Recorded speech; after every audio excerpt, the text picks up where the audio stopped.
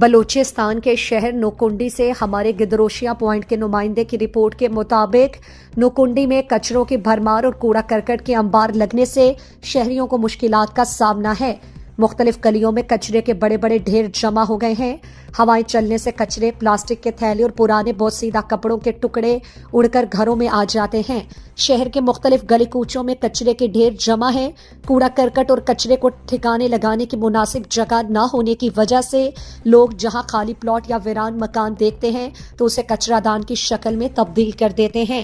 Boys higher secondary school اور نادرہ کے عقب میں کچروں کے ڈھیر کی اماجگاہ بنی ہوئی ہے، جس سے عام راہگیر سمیت اسکول کے بچے، اساتذہ اور علاقہ مکینوں کو مشکلات کا سامنا ہے۔